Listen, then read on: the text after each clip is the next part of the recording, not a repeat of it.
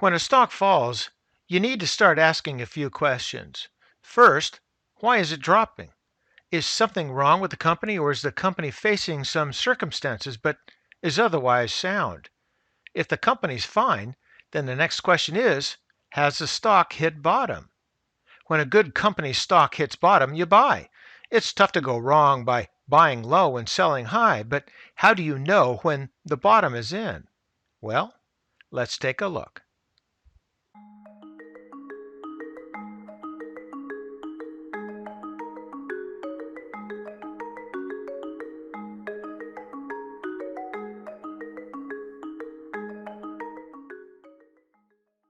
As an example, let's look at Benefit Focus, which offers tech solutions for administrators for employers, insurance brokers, health plans, and others. The company offers a software platform specifically designed to handle the HR and data aspects of benefits programs, from enrollment to management. And as we will see a little bit later in our charts, in good times, Benefit Focus and its competitors do well, but in bad times, everybody wants out. Year to date, Benefit Focus's stock is down 42% with the third quarter results showing year-over-year losses. Revenues are also down 11% year-over-year with declines across all of the company's main segments. Recently, however, there are positive developments. Lincoln Financial Group and Pay Active joined Benefit Focus as catalog suppliers, and the company held its first open enrollment with the University of Texas system. The company also ended the third quarter with $176 million in cash on hand. Further, the company brought in new management, and the customer base continues to trend above expectations, even with coronavirus. Wall Street has a strong buy consensus rating for the stock with 3 buy reviews and 1 hold, and the stock has an average price target at $17.67 per share. But none of this is enough for me, particularly since Benefit Focus is in transition. So let's take a look at the charts and see what they say. And now we're looking at a monthly chart on Benefit Focus that goes back to 2013. For disclosure purposes, I do not own any shares of Benefit Focus at this time.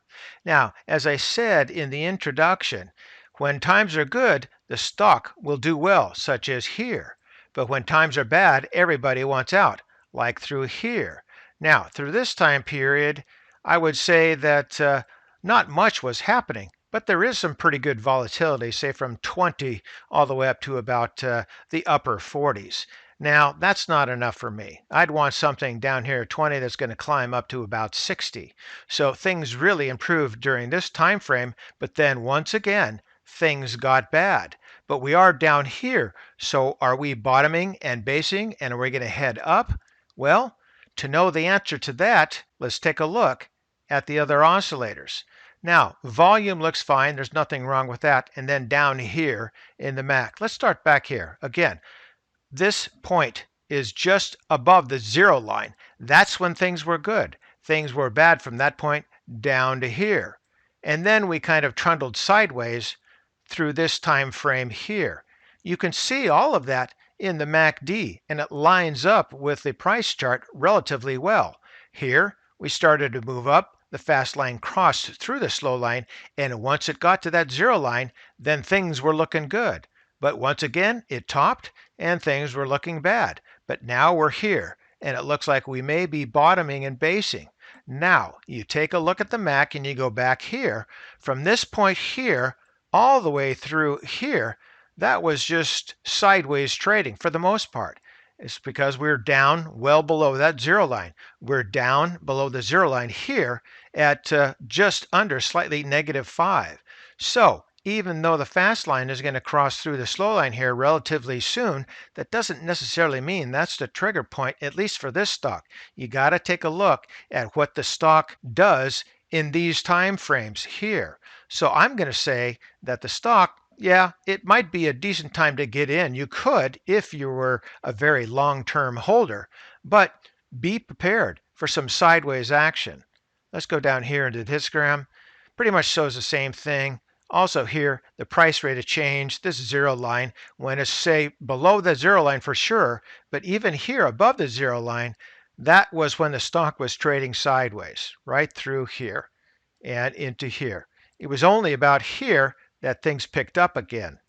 And of course, when things turned bad, we came down here. So we are basing, this is the maximum negativity here in early 2020.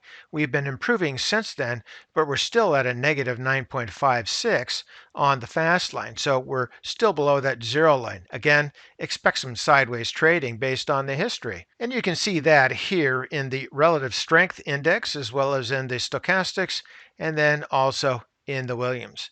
Back up to the price chart, one last look. Go back through history. It's going to tell you a lot of how the stock trades under what circumstances.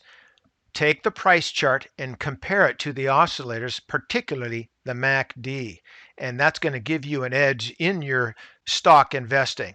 We may be at a bottom here, but I'm going to stay on the sidelines. And for today, that's ChewDog Charts. Thank you.